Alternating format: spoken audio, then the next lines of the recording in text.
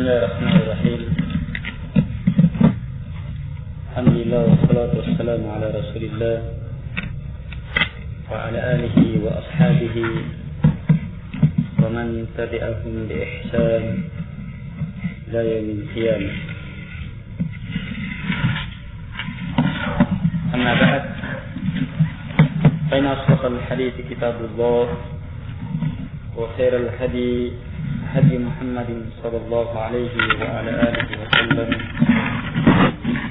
الأمور وكل محدثة بدعة وكل بدعة ضلالة وكل ضلالة في النار.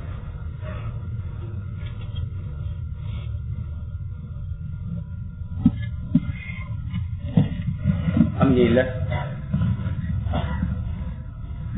bersyukur kepada Allah Subhanahu wa Ta'ala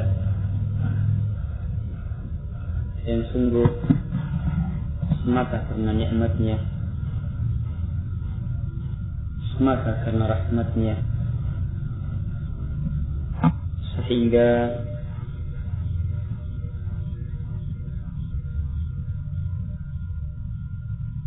kita pun merasakan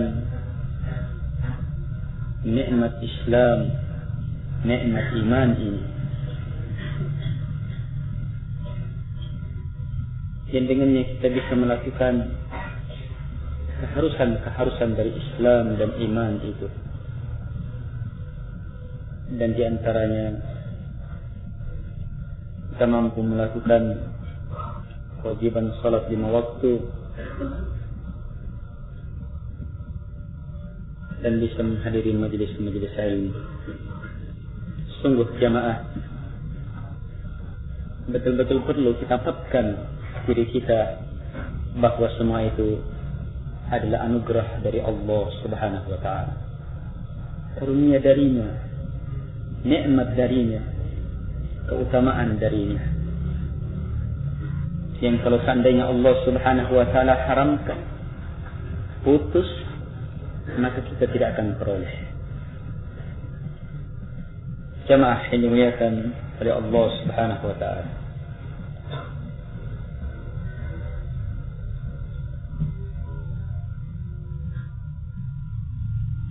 kita masuk pada rukun iman yang terakhir. Kata beliau rahimahullahu ta'ala, wa tu'mina bil qadari khairihi wa syarrihi, dan kamu beriman terhadap qadar, takdir, baik dan buruknya.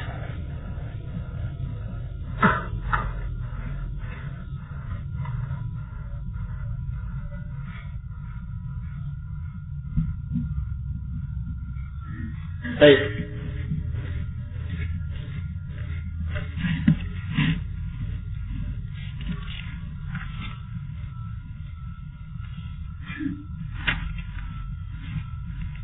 Keimanan terhadap takdir, baik dan buruk, adalah keimanan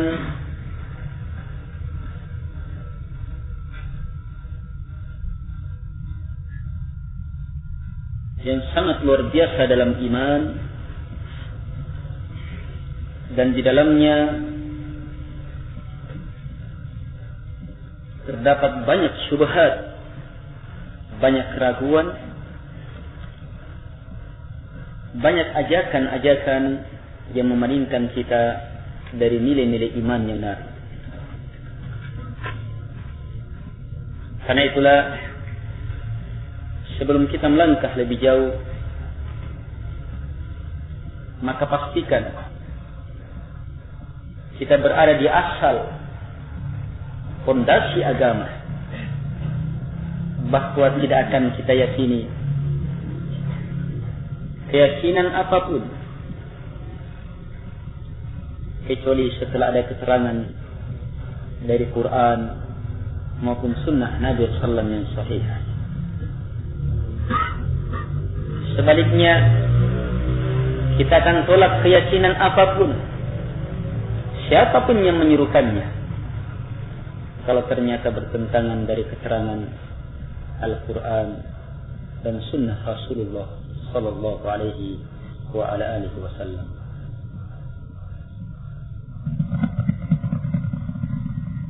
Jamaah yang dimuliakan oleh Allah Subhanahu Wa Taala, keimanan terhadap takdir baik dan buruk, qadar di fathah dalnya, qadar, dan dia mempunyai dua makna. Qadar bisa bermakna maqdur, ismul fa'il, ismul maf'ul, dan bisa bermakna taqdir, masdar.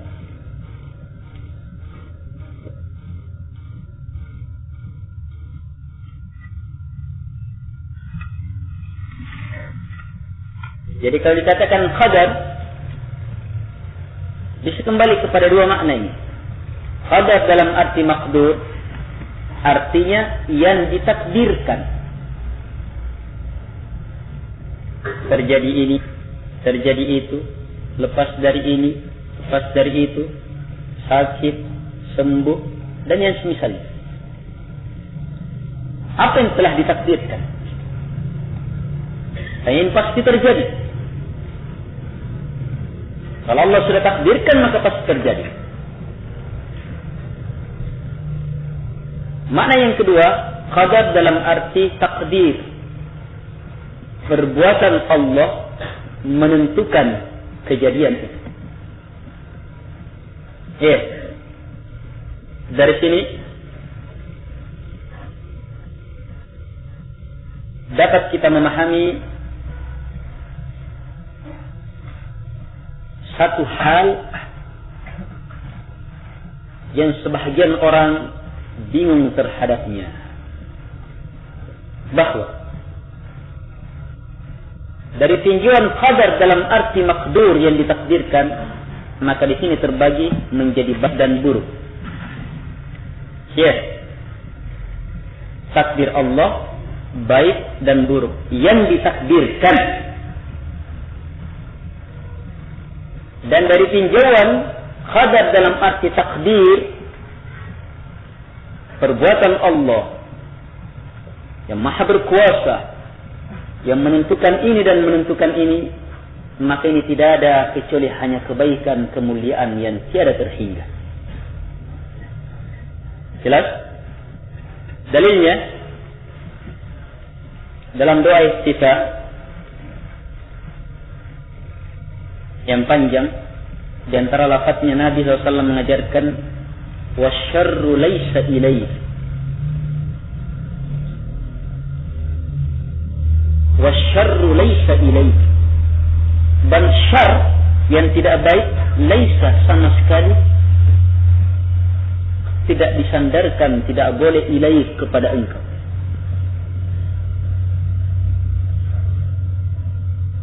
Sebab yang ada pada Allah, perbuatan Allah, sifat-sifat Allah, nama-nama Allah, zatnya Allah, seluruhnya adalah kesempurnaan kemuliaan.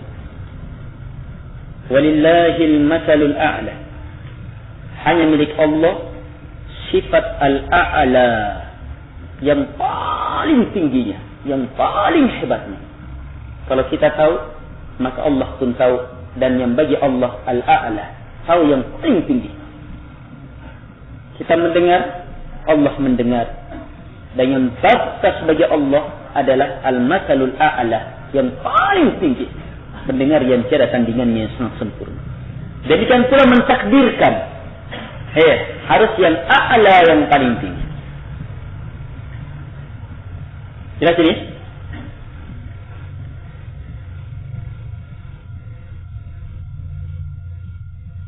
Takdir dalam arti makdur, ada yang baik dan ada yang tidak baik. Ini yang disebutkan dalam hadis, wa tu'mina bil qadari khairihi wa syarri. Kamu beriman terhadap takdir baik dan buruk. Apa maksudnya baik dan buruk? Yang ditakdirkan. Allah takdirkan si anu kaya, si anu miskin, si anu sehat, si anu sakit, si anu selamat, si anu celaka, si anu sholat, si anu tinggalkan sholat, si anu beriman, yang lainnya ingkar. Ini takdir. Ada yang baik, ada yang buruk. Jelas? Jadi baik dan buruk itu dalam tinjauan yang ditakdirkan. Adapun perbuatan Allah mentakdirkan yang baik dan yang buruk itu, maka seluruhnya baik bagi Allah Subhanahu wa taala. Sebab tidak ada yang Allah tetapkan, yang Allah takdirkan, kecuali pasti akhirnya kebaikan bagi Allah Subhanahu wa taala. Jelas? Kalau mau memahaminya, maka ini perlu pembahasan panjang. Hanya singkatnya, apapun yang Allah takdirkan, maka tidak akan mungkin lepas dari nama-nama dan sifat Allah yang semuanya ini adalah hanyalah kemuliaan. Lihat tadi sifatnya, walillahil masalul a'la. Hanya milik Allah sifat yang setinggi-tinggi sifat. Walillahil asmaul husna. Hanya milik Allah nama-nama yang semulia-mulia nama. Innallaha jamil yuhibbul jamal. Sungguh Allah indah, sangat indah dan mencintai keindahan. Indah apa? Indah zatnya. Karena itulah melihat wajah Allah adalah kenikmatan yang mengalahkan seluruh nikmat di surga. Dan ini dimaksudkan dalam makna mazid, tambahan di surga. Masih perlu kita kalau dalam melihat wajah Allah Subhanahu wa taala. Indah. Iya, zatnya Allah. Indah nama-nama Allah. Indah sifat-sifat Allah. Indah perbuatan-perbuatan Allah Subhanahu wa taala. Iya.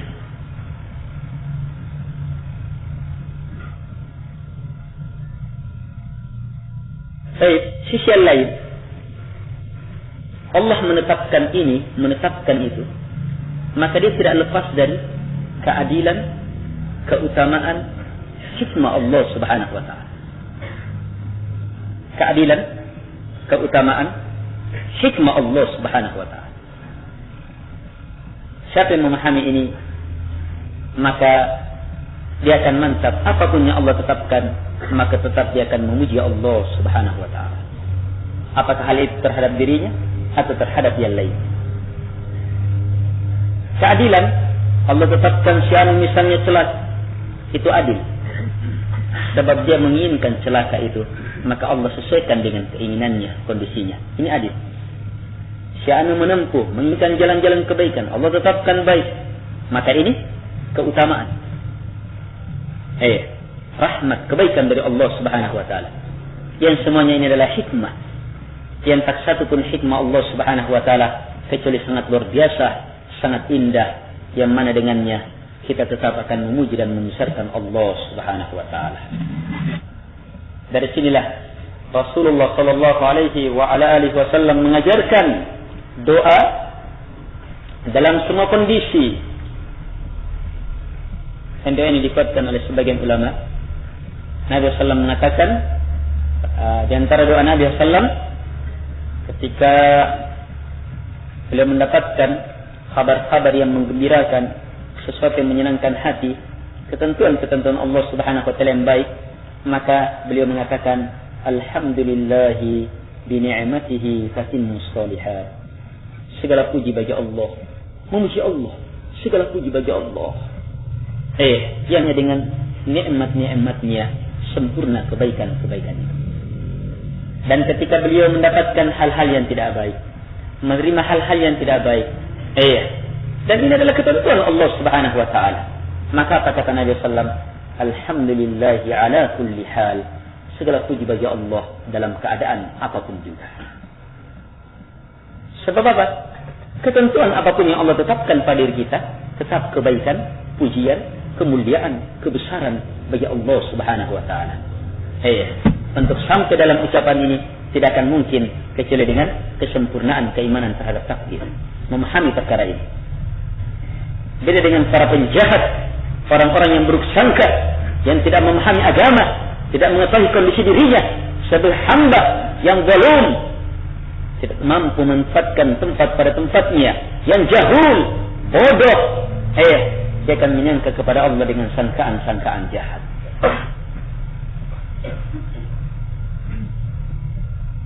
Jamaah yang dimuliakan oleh Allah Subhanahu wa taala. Ini satu pembahasan. Pembahasan selanjutnya,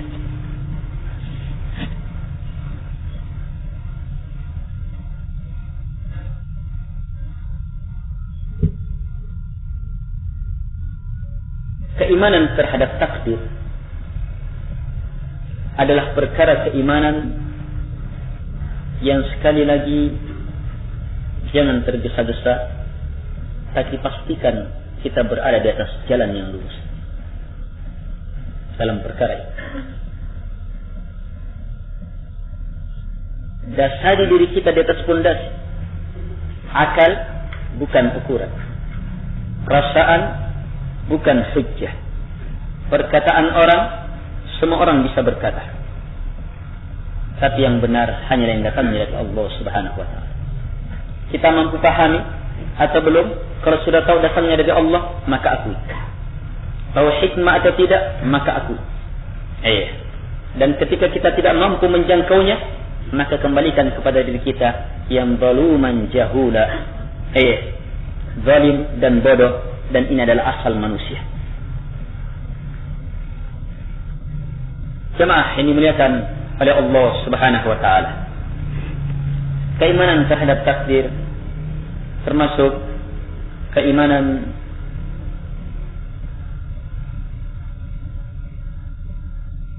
yang pelanggaran terhadapnya merupakan perkara-perkara awal dalam Islam. Pelanggaran terhadap keimanan terhadap takdir ini perkara-perkara awal dalam Islam. Karena itu, kesalahan ini yang sudah 1000 ratusan tahun yang lalu, ini ditumpuk dengan kesalahan-kesalahan yang lain, bid'ah, pikiran-pikiran sesat yang lainnya, sehingga kabur bagi orang. Bahkan menganggap kebatilan dalam perkara ini sebagai hak, yang hak dalam perkara ini sebagai kebatilan. Perkara yang betul-betul dicela dalam Al-Quran dianggap sebagai kebenaran, dan perkara yang dipuji dalam Al-Quran dianggap sebagai kebatilan.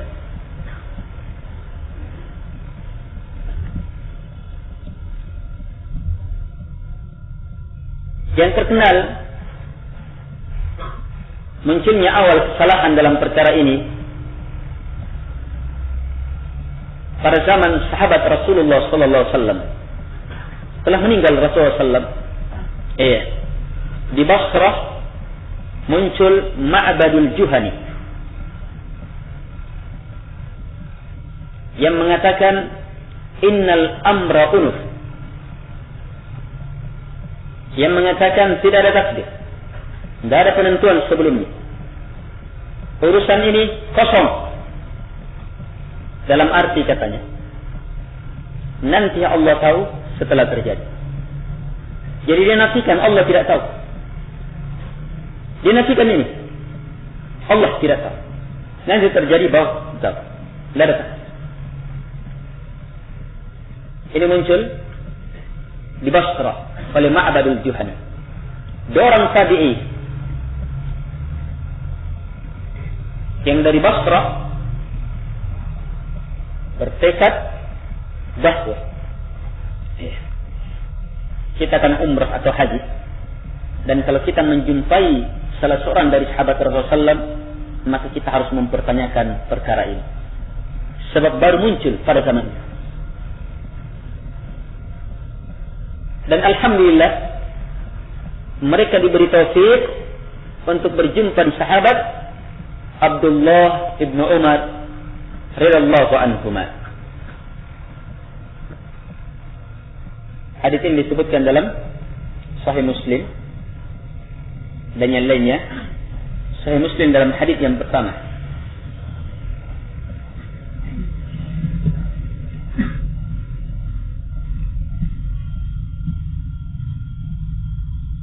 Baik. Walhasil keduanya pun setelah berjumpa dengan Abdullah bin Umar di dalam masjid, mereka membagi posisi, satu di sebelah kanan, satu di sebelah kiri. Kemudian satu dari keduanya pun bertanya, "Wahai Aba Abdurrahman, di negeri kami ada orang yang menuntut ilmu, belajar Quran, belajar hadis. Dan coba bayangkan hebatnya masa itu. Ini masih masanya sahabat ini, sehingga masuk dalam apa? Khairun nas. Iya. Khairun nasi qarni, thumma alladhina yalunahum, thumma alladhina yalunahum. Sebaik zaman adalah zamanku. Kemudian zaman setelahnya, kemudian zaman setelahnya. Ini masuk dalam zaman yang terbaik. Orang datang ke kuburan tidak ada yang seperti itu. Tidak ada. Tidak ada pada zaman ini. Tapi muncul sudah begini.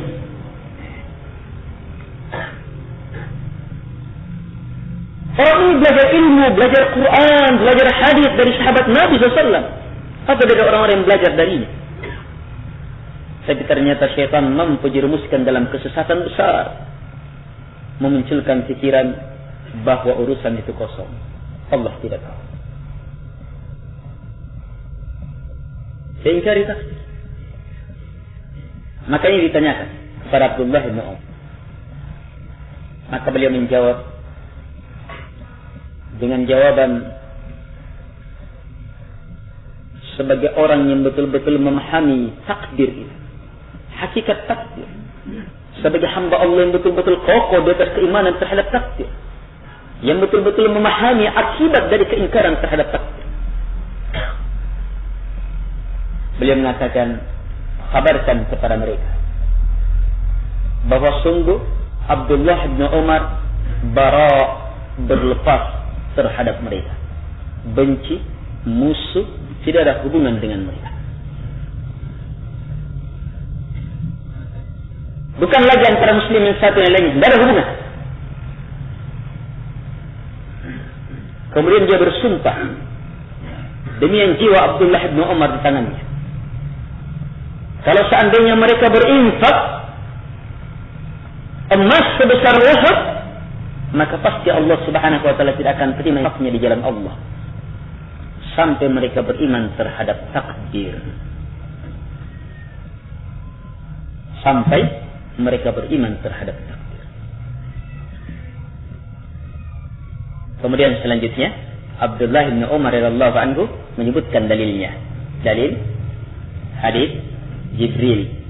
Datangnya Jibril alaihissalam kepada Nabi SAW dalam bentuk manusia, mempertanyakan ini, mempertanyakan iman, Islam, ihsan, kemudian mempertanyakan tentang hari berbangkit, dan terakhir tentang tanda-tanda hari berbangkit. Dan selanjutnya Nabi akhiri dengan kalimatnya, hada Jibril atakum yu'allimukum dinakum. Tadi itu Jibril datang mengajarkan agama kalian, dan disinilah agama itu. Titik penilaian beliau dalam hadis ini adalah pada pertanyaan pertama, akhbirni anil iman. Jibril bertanya kepada Nabi SAW, khabarkan kepadaku tentang iman.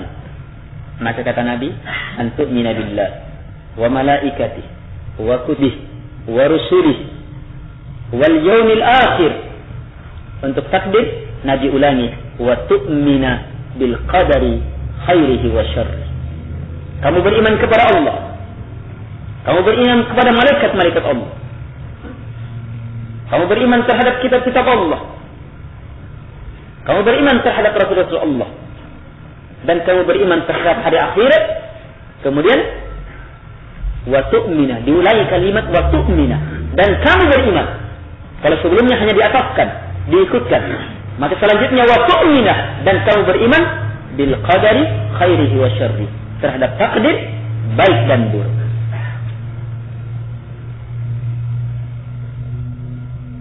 Dari sini nampak jelas bahwa keingkaran terhadap takdir dalam hal ini, takdir dalam makna ilmu Allah terhadap perkara itu, maka ini adalah kekafiran.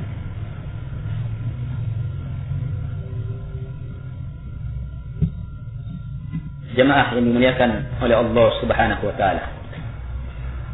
pada peristiwa ini terdapat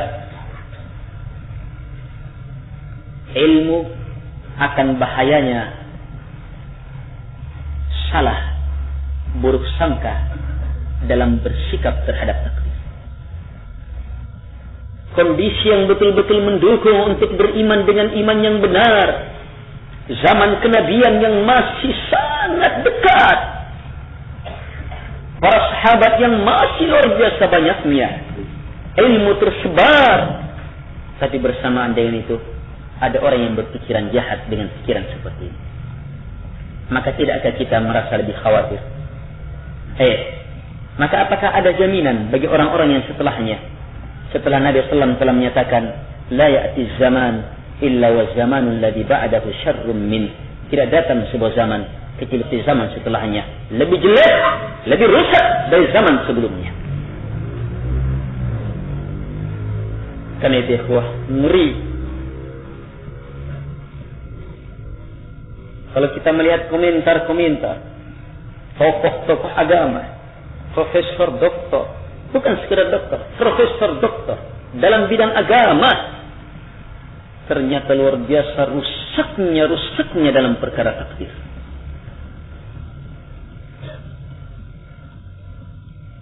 Sudah sebutkan orangnya.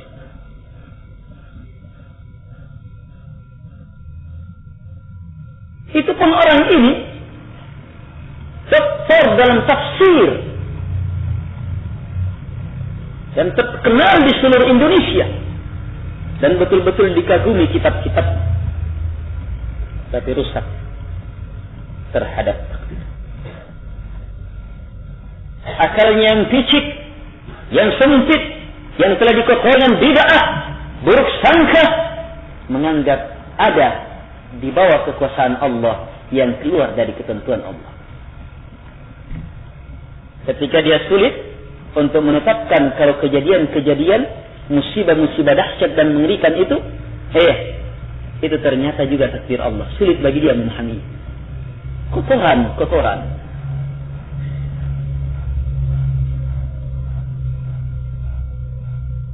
Tapi mereka yang mempunyai hati yang di atas fitrah, mudah sekali sebenarnya. Cukup dikembalikan kepada kekuasaan Allah yang melingkup segalanya. Maka mudah bagi dia untuk menetapkan pasti di bawah ketentuan Allah. Sebab tidak mungkin ada yang terjadi di bawah kekuasaan Allah keluar dari maunya, dari kehendak, dari takdir Allah Subhanahu wa ta'ala. Itu mustahil. Hanya ketika dipertanyakan, masa Allah takdirkan yang tidak baik, masa Allah takdirkan tidak baik, di situ dia pusing. Salah satu jawabannya memahami pembahagian yang pertama. Perbuatan Allah dalam menetapkan seluruhnya kebaikan, keindahan, kemuliaan. Tapi yang Allah tetapkan, itulah yang terbagi. Ada yang baik, ada yang tidak baik. Jemaah yang dimuliakan oleh Allah Subhanahu wa ta'ala. Pembahasan kedua sekedar menggambarkan ngerinya perkara ini. Kalau kita tidak berhati-hati, tidak betul-betul berlandaskan di atas Quran dan Sunnah.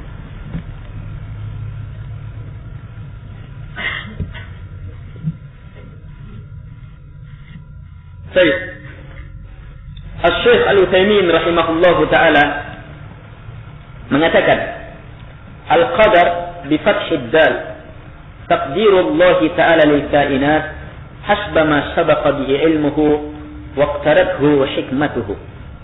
Qadar, dalnya di fathah, adalah takdir Allah terhadap semua yang ada, yang disesuaikan dengan ilmu Allah yang terdahulu dan merupakan keharusan dari hikmah Allah Subhanahu wa ta'ala.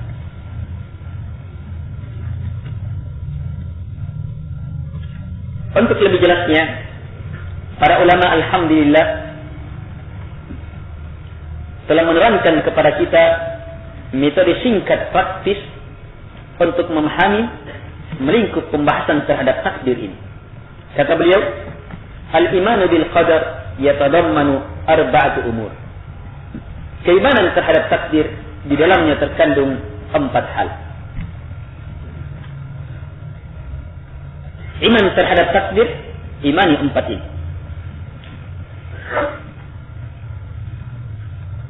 Apa yang kita sebutkan dari Ma'badul Juhani itu hanyalah salah satu bagian dari 4. Sebab apa? Saya sudah katakan tadi, kerancuan, kerusakan dalam taklif itu banyak. Para ulama menetapkan 4 perkara kalau kita ingin selamat dari seluruh. Tetapkannya, selamat. Yang pertama, al-iman bi anna Allah Ta'ala 'alima bi kulli syai' jumlatan wa tafsila, azalan wa abada, sawa'un kana dhalika mimma yata'allaqu bi af'alihi aw bi af'ali ibadihi. الثاني yang kedua, al-iman bi anna Allah kataba dhalika fil lawhil mahfuz, wa fi hadain al-amrayn yaqulu Allah Ta'ala alam ta'lam anna Allah ya'lamu ma fis samai wal ard inna dhalika fi kitab inna dhalika 'ala Allah yasir. Wa fi sahih Muslim an Abdullah ibn Amr ibn al-As radhiyallahu anhuma qala sami'tu Rasulullah sallallahu alaihi wa ala alihi wa sallam yaqul كتب الله مقادير الخلائق قبل أن يخلق السماوات والأرض ب50,000 سنة.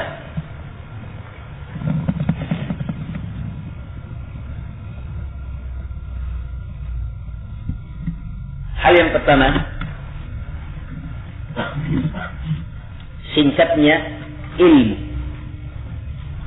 Uraiannya, lihat kata beliau. Hal yang pertama, kadang para ulama mengatakan ilmu. Bersingkat saja, ilmu. Apa maksudnya?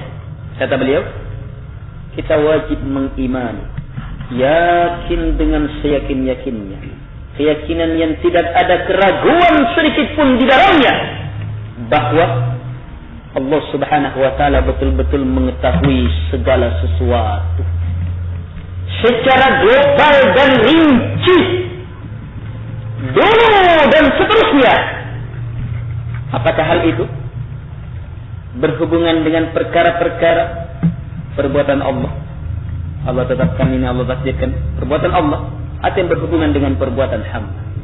Tidak mungkin ada yang Allah tidak ketahui. Jelas? Ini yang pertama. Ini kesimpulan dulu, sebentar dalilnya.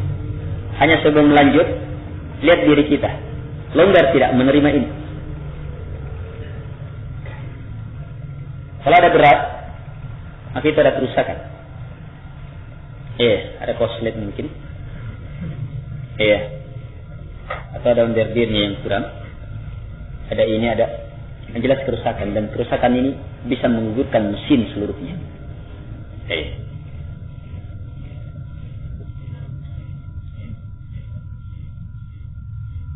Sebentar dalilnya, beliau sebutkan dulu yang kedua, kemudian beliau sebutkan dalilnya. So, pendalilan pertama dan kedua bersamaan. Yang kedua, al-kitabah, penulisan. Itu singkatnya, kitabah, penulisan. Jadi nanti kita hafal kalimat singkat itu. Ilmu, kitabah, ilmu. Apa maksudnya ilmu? Allah tahu semuanya. Global rinci. Apapun, sesuatu itu. Yang dulu, sekarang, dan seterusnya. Apa yang berhubungan dengan perbuatan Allah atau perbuatan hamba. Yang kedua, kitabah, penulisan. Maksudnya kita beriman, yakin dengan seyakin-yakinnya bahwa Allah Subhanahu wa Ta'ala telah menuliskan semua itu. Jadi apa yang akan terjadi yang Allah tahu? Allah telah tuliskan semuanya fil lawhil mahfuz, dalam lauh lembaran mahfuz yang betul-betul terjaga. Dalam Quran dan Sunnah tidak ada keterangan bagaimana modelnya itu loh, dari mana buatnya. Kalau tidak ada keterangan tidak perlu ditahu. Kalau berusaha mau tahu, maka dalam waktu beberapa lama rumah sakit jiwa menerima pasien.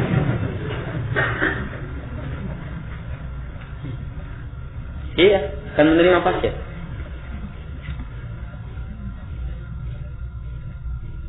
Semua yang kesana itu, yang sampai pada apa? Kemampuannya dia lewat batas, diperhadapkan dengan sesuatu yang tidak akan mampu dia jatuh, tetapi dia paksakan.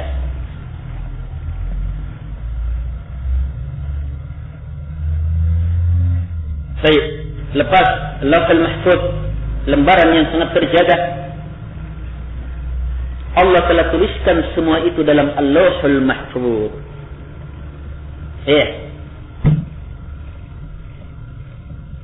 Terhadap dua perkara ini Allah berfirman, alam ta'lam, bukankah kamu tahu, annallaha, bahwa sungguh Allah, ya'lamu, mengilmui, ya'lamu ma fis sama, semua yang di langit, wal ard, dan semua yang di bumi. Ini umum, bendanya, maknanya, perbuatannya, apapun Allah tahu. Ini ilmu. Inna dzalika fi kitab, sungguh perkara itu fi kitab, dalam sebuah kitab, Lauhul Mahfuz. Kemudian Allah jelaskan kehebatannya, inna dzalika 'ala Allah yasir, sungguh hal itu bagi Allah sangatlah mudah. Jadi Allah untuk tahu semua itu secara detail, secara rinci, semuanya itu mudah bagi Allah. Bahkan Allah tuliskan semuanya sebelum Allah ciptakan. Itu sangat mudah bagi Allah Subhanahu wa taala. Bagaimana tidak jamaah? Wa huwa 'ala kulli syai'in qadir. Dia sangat mampu terhadap segala sesuatu. Allah alim, betul-betul maha mengetahui segala sesuatu. Dari sinilah kapan kita yakin, maka akan semakin menambah dekatnya kita kepada Allah Subhanahu wa taala. Lihat, keimanan yang benar menambah penghambaan yang benar. Akan semakin menambah ketundukan kita kepada Allah Subhanahu wa taala. Sebab bertambah ilmu yang dengannya kita semakin membesarkan, mengagungkan Allah Subhanahu wa taala. Jemaah yang dimuliakan oleh Allah Subhanahu wa taala. Dalam Sahih Muslim dari sahabat Abdullah bin Amr bin As radhiyallahu anhuma, beliau berkata bahwa saya mendengar Rasulullah SAW bersabda, "Kataballah, Allah telah tuliskan." Kalimatnya fi'il madhi, berarti telah kering. Sebagaimana dijelaskan dalam hadis yang lain, jaffatil qalam, pena telah kering. Allah telah tuliskan maqadir al-khalaiq. Maqadir jamaknya dari takdir. Khalaiq seluruh makhluk. Takdir ketentuan seluruh makhluk. Qabla, sebelum ayakhluqas samawati wal ard, sebelum Allah mencipta langit dan bumi. Apalagi manusia. Sebelum Allah cipta langit dan bumi dengan jarak di 50,000 sanah, 50,000 tahun sebelumnya. Bukan 1 tahun, bukan 2 tahun, bukan 10 tahun sebelumnya. Yang walaupun manusia 1 detik sebelumnya dia tidak akan bisa tentukan apa yang akan terjadi. Dan betapa banyak rencana kita telah mantap pada malam harinya, yang ternyata itu akhirnya tidak akan berjalan kecuali hanya apa yang Allah Subhanahu wa taala katakan.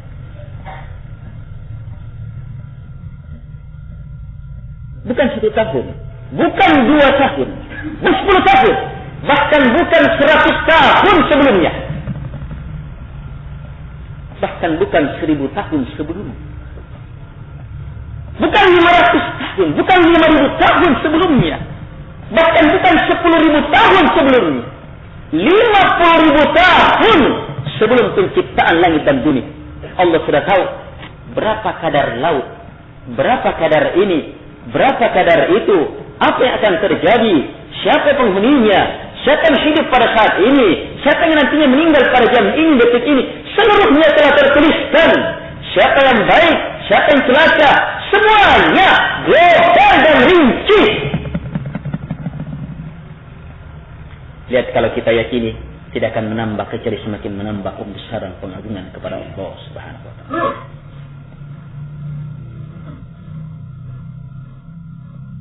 Jemaah ini dimuliakan oleh Allah Subhanahu wa taala. Tapi kapan ini lagu? Maka disitulah kita akan melihat orang-orang yang beragama, doktor dalam beragama, tapi bingung dalam agama. Yang diantaranya akan terlihat mereka akan malas sholat. Sebab Akibat kalau ingkar terhadap takdir itu akan masuk. So, nanti ada syubhat-syubhatnya, banyak syubhat. Di antaranya syubhatnya orang musyrikin. Ya, walau sya'allah law sya'allahu ma asyrakna wala aba'una wala harramna min syai'. Orang-orang sayaqulul ladzina asyraku, akan berkata orang-orang musyrik. Allah katakan asyraku, orang-orang yang melakukan kesyirikan. Apa kata mereka? Seandainya Allah kehendaki, maka kami tidak akan syirik. Coba lihat. Dan bapak-bapak kami tidak akan syirik. Kami tidak akan haramkan sesuatu pun juga. Ini nanti dalam pembahasan berhujjah dengan takdir adalah kebatilan. Dan itu adalah sifat orang-orang musyrik. Iya. Melakukan dosa dengan dalil apa? Itu kan takdir Allah. Ini banyak syubhat ini. Iya. Melihat banyak orangnya. Iya, orang-orang yang seperti ini. Saya tunjukkan tempatnya. Pergi di YN. Kalaupun ada yang selesai sarjana, untung-untung kalau masih salat selanjutnya. Kalaupun salat, dia tidak tahu untuk apa dia salat. Kalaupun dia salat, mantap salatnya, dia tidak. Sebagian mereka ragu. Ini ketentuan Allah atau apa atau gimana? Sebentar, semuanya akan tuntas dengan dalil Quran dan Sunnah. Selesai. Kalau kita memang hanya mengembalikannya kepada perkara ini. Tadi kepada akal, ya kalau kepada akal kita tidak layani, kepada perasaan kita tidak layani, kalau mau melayani, suruh berdebat sama komputer.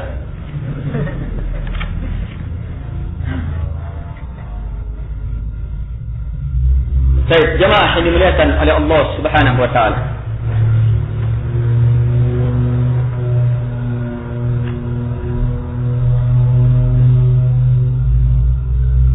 Yang ketiga,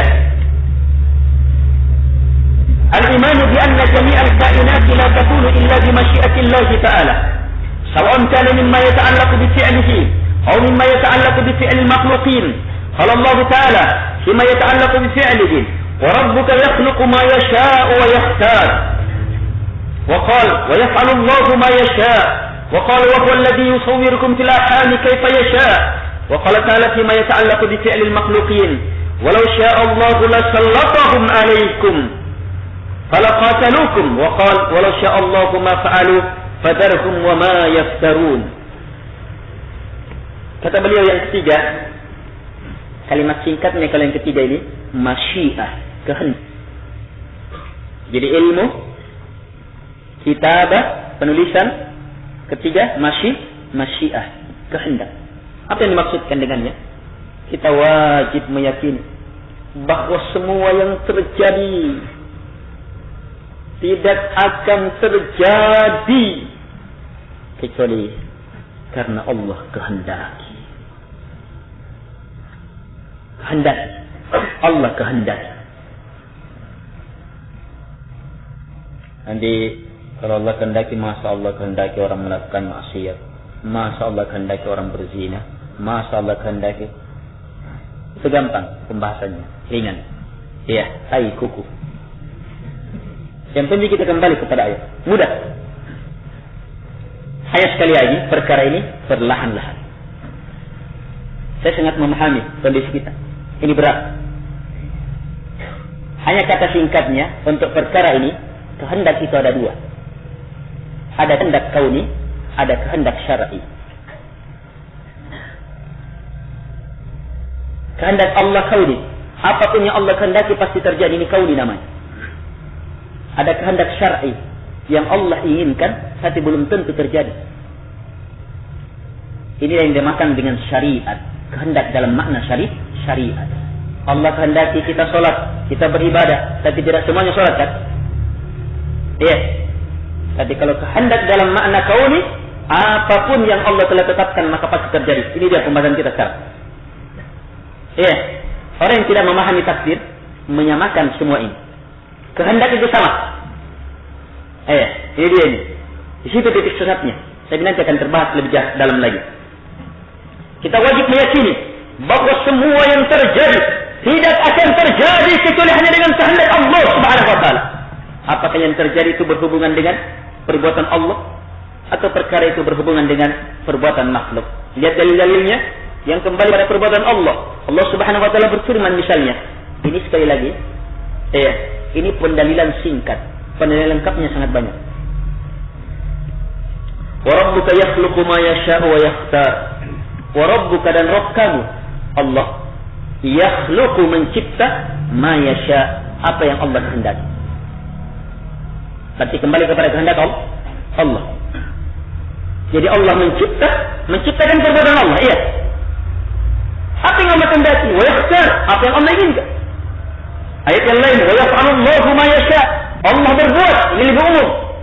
Berbuat, mencipta, memberi rezeki, menahan hujan, memberikan ini.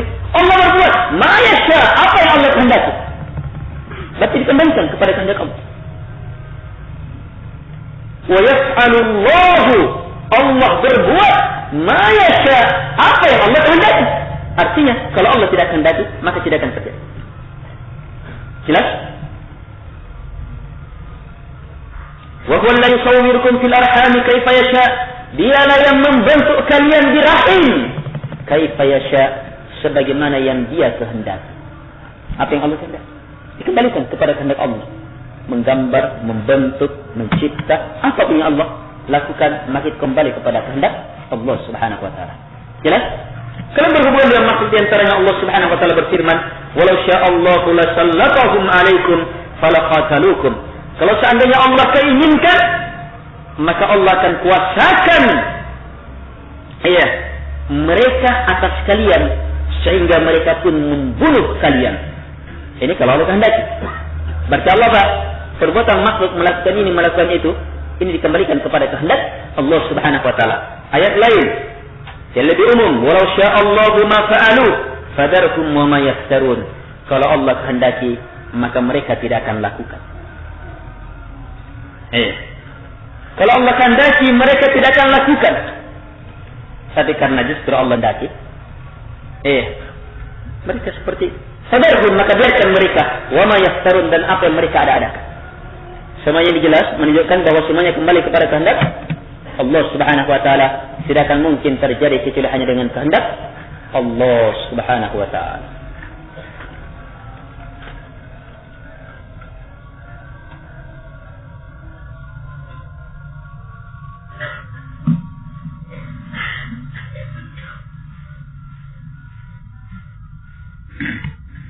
Baik. Hal yang keempat, al-imanu bi anna, masuk dalam perkara ketiga, maka ini hampir, ini lebih banyak lagi yang pusing di sini. Masya Allah kehendaki. Ini dia yang banyak singgung tadi.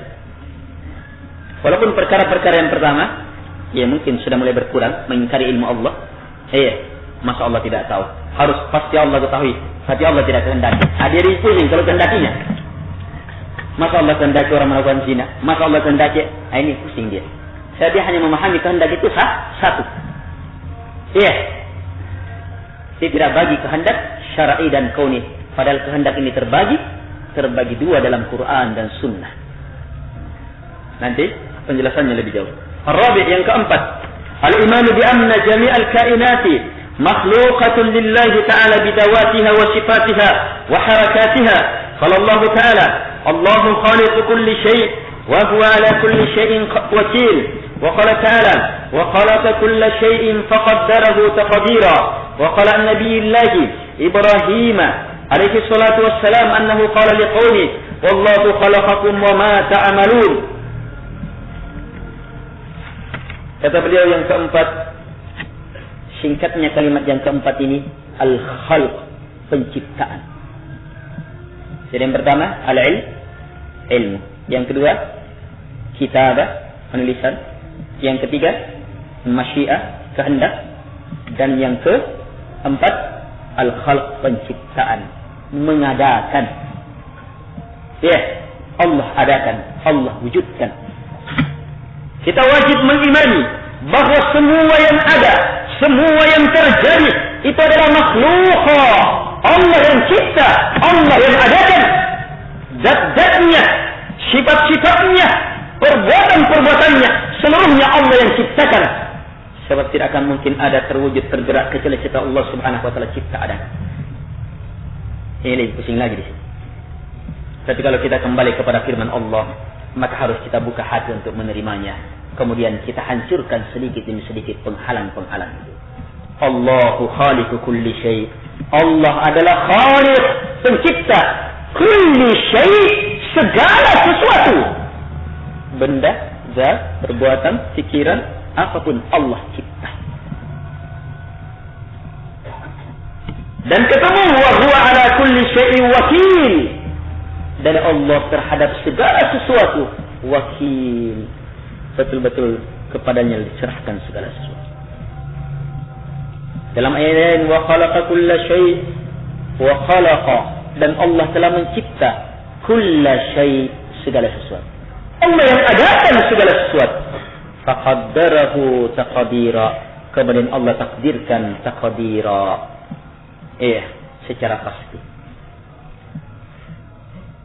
Dalam ayat lain Allah berfirman terhadap nabinya, Nabi Ibrahim alaihissalam, ketika Nabi Ibrahim alaihissalam berkata kepada kaumnya, wallahu khalaqakum wa ma ta'malun, Allah lah yang telah mencipta kalian, wa ma ta'malun, dan apa yang kalian perbuat.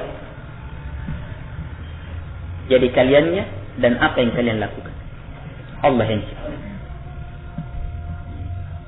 Nilai pusing. Masa Allah yang cipta, saya lakukan ini kejahatan misalnya, berarti kan ciptaan Allah. Ini kan keimanan terhadap takdir. Kalau begitu disiksa. Lain. Pembahasan siksaan atau tidak sebentar. Ini berhubungan dengan takdir Allah ini. Kalau berhubungan dengan kita, lain lagi. Ingat, kita punya kehendak. Dan tak seorang pun yang sadar, waras, berpikir, kecuali pasti tahu dia yang berkehendak, dia yang melakukan, dia yang ini dan itu, dan dengan itulah kita dibalas. Tapi ingat, semuanya ini tidak akan mungkin lepas dari masyiah, kehendak Allah, dan dari pengadaan Allah subhanahu wa ta'ala. Sebab tidak akan terjadi kecuali setelah Allah kehendaki, dan tidak akan terwujud kecuali setelah Allah subhanahu wa ta'ala ada. Ketemu dua hal, menggabungkan dua hal ini, disitulah keimanan. Faham? Menggabungkan dua hal ini, disitulah keimanan. Tidak mampu menggabungkannya, disitulah kekafiran, kemunafikan, keingkaran, disinilah kebinasaan. Walaupun sholat, walaupun ini, kapan ini rusak, maka rusak seluruhnya. Sebab ini perkara iman. Jelas? Al-ikhwah rahimakumullah ta'ala. Proses penggabungannya nanti akan muncul pembahasan. Sebelum kita lanjut lebih jauh,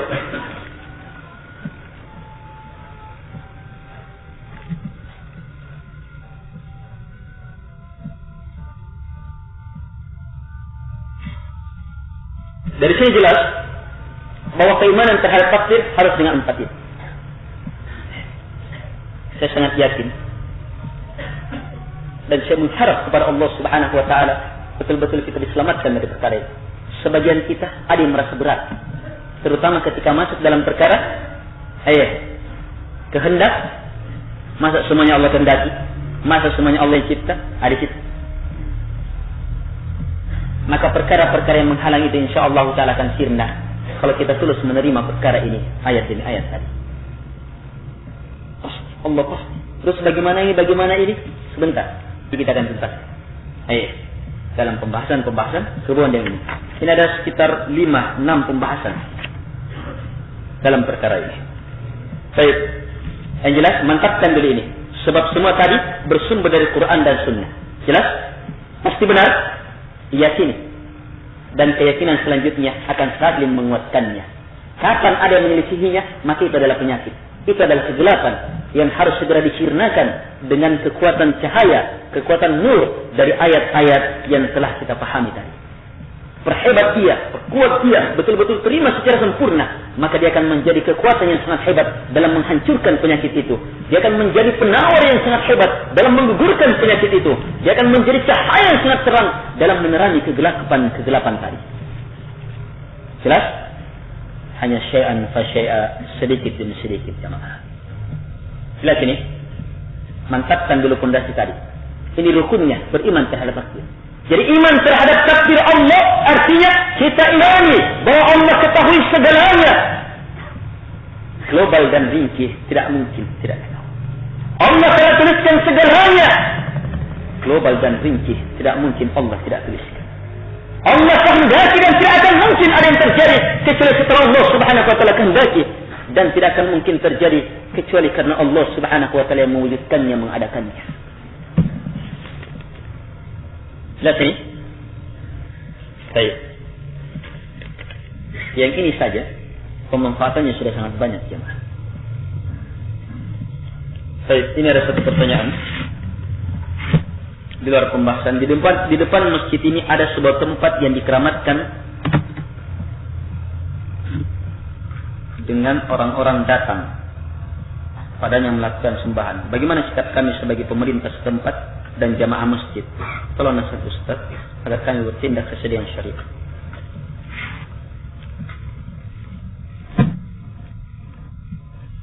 Allah Subhanahu wa taala berfirman, "La taqum fihi abada.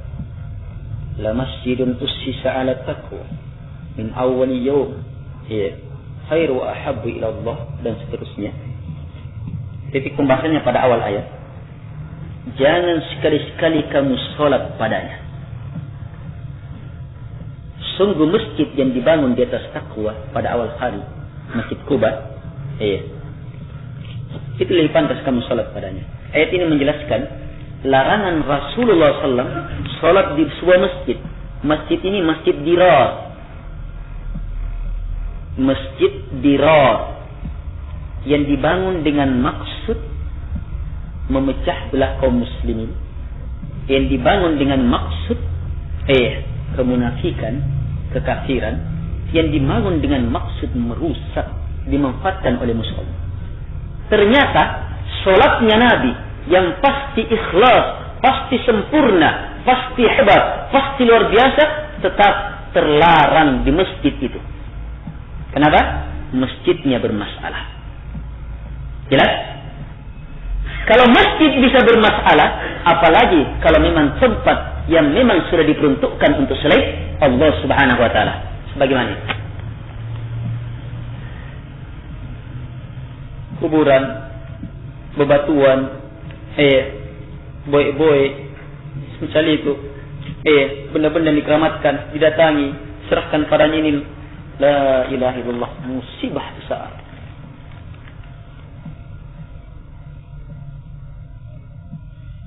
Nabi SAW bersabda kepada Ali bin Abi Thalib radhiyallahu anhu. Nabi utus khusus Ali radhiyallahu anhu. Alla tad'a suratan illa tamastaha wa la tad'a qabran musyrifan illa sawaitahu. Jangan sekali-sekali kamu biarkan satupun gambar kecuali kamu harus hapus. Dan jangan sekali-sekali kamu biarkan satupun kubur yang naik kecuali kamu harus ratakan. Ini walaupun sekedar dinaikkan, tidak ada kesyirikan. Apalagi kalau memang sudah merupakan tempat syirik.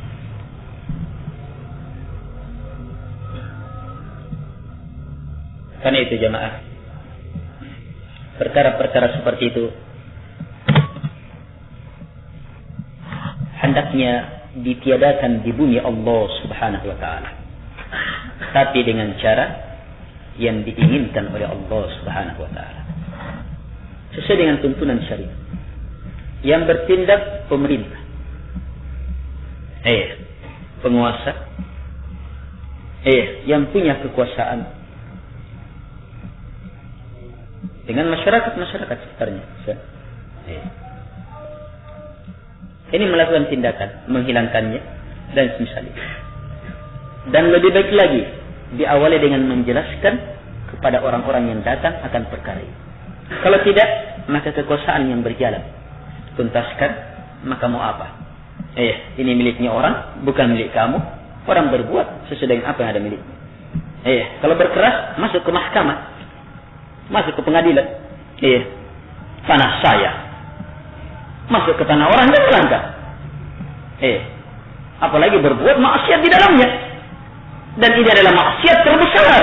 Pelakunya ikut bertanggung jawab kalau membiarkan tanahnya dipakai untuk dosa, apalagi dosa yang paling besar. Nabi SAW telah bersabda, la'anallahu man dzabaha li ghairillah La'anallahu man la'ana walidayhi wa la'anallahu man awa muhditha wa la'anallahu man ghayyara manar al-ard. Allah melaknat orang-orang yang menyembelih untuk selain Allah. Allah melaknat orang yang melaknat kedua orang tuanya. Allah melaknat orang-orang yang membantu pelaku perkara baru. Apalagi namanya kesyirikan. Allah laknat perbuatannya dan pelakunya. Dan yang keempat, Allah melaknat orang-orang yang merubah tanda-tanda bumi. Kalau punya kekuatan, maka tuntaskan dengan izin Allah Subhanahu wa taala. Insyaallah taala kita harapkan bisa membaik orangnya. Kalau dia tidak bisa menerima penjelasan, kasih kitab, kasih kaset-kaset. Dia bawa ke rumahnya, mudah-mudahan di kedepan hari, dia mau menerima, mau ini. Yang jelas, kalau punya kekuasaan untuk menuntaskan perkara itu, maka segera. Sebagaimana yang Nabi lakukan ketika Fathu Makkah. Perkara ini tidak bisa ditanggung-tanggung kalau memang punya kekuatan. Karena itu Nabi mengatakan, "Man ra'a minkum munkara falyughayyirhu biyadihi." Siapa yang melihat kemungkaran, maka hendak dia rubah dengan tangannya. Fa in lam yastati' fa bi lisani. Kalau dia tidak mampu, dengan lisannya. Fa in lam yastati' fa bi qalbi. Wa dzalika ad'aful iman. Kalau dia tidak mampu, maka dengan hatinya. Maka ini adalah serendah-rendah iman. Lihat yang pertama, keimanan yang tertinggi, itu merubah kemungkaran ketika dia lihat, ketika dia mempunyai kekuatan tangan. Punya kekuasaan, memang tangan kuat, hebat, maka ini berhak. Dan ini dilakukan oleh Nabi SAW. Di awal periode di Mekah, Nabi sholat. Nabi tidak bisa berbuat seorang diri, tidak bisa menyampaikan saja agama, mengajak saja luar biasa siksaannya. Tapi ketika Fathu Makkah, berhasil ditaklukkan Makkah tanpa perlawanan yang berarti, maka di sanalah tidak lagi menunggu Nabi SAW untuk menuntaskan semua perkara itu. Seluruh berhala di Ka'bah, bahkan yang di luar Ka'bah, yang di berbagai kabilah, diutus pasukan untuk menghancurkannya. So, perkara ini tidak bisa ditunda-tunda lagi ketika kekuasaan nampak. Dan itulah kunci yang berkuasa. Sebab kapan dibiarkan, maka dosanya ikut ditanggung oleh yang punya kekuasaan. Jamaah masjid misalnya yang bukan penguasa, bisa melakukan negosiasi. Mereka bersepakat, menghadap ke aparat, menghadap ke pemerintahan, melakukan ini. Kalau memang terbuka jalan, mereka mendukung misalnya, masya Allah, lakukan. Atas dukungan penguasa. Semuanya dalam rangka apa? Tegaknya al-amru bil ma'ruf wan nahyu 'anil munkar yang melahirkan kebaikan yang lebih banyak. Tapi kalau misalnya langsung menindaki, bukan penguasa, bukan apa-apa juga. Sebenarnya pernah terjadi teman-teman, orang baru pernah sebelum mengaji di Salaf, dia melakukan tempat bisa datangi orang kayu gitu, dia bakar malam-malam. Habis dibakar, orang-orang yang datang tidak kapok, malah justru dijadikan batu. Yang sebelumnya hanyalah bangunan kayu yang tidak tertarik orang melihatnya, sekarang jadi bangunan batu, semakin kuat, semakin kokoh. Ini salah. Merubah kemungkaran tapi melahirkan kemungkaran yang lebih besar. Belum lagi terjadi tuduhan ini dalam berbagai macam fitnah yang muncul. Merubah kemungkaran harus dengan kaidah melahirkan sirnanya kemungkaran atau berkurangnya kemungkaran dan melahirkan maslahah yang lebih besar. Jelas? Ini kaidahnya. Baik, wallahu a'lam. Subhanallahi walhamdulillah. Dukung apa? Kita nasihati. Kalau pemerintah yang dulu, kita nasihati akan bahayanya perkara itu. Kita nasihati, kita lakukan tindakan sesuai dengan kemampuan kita.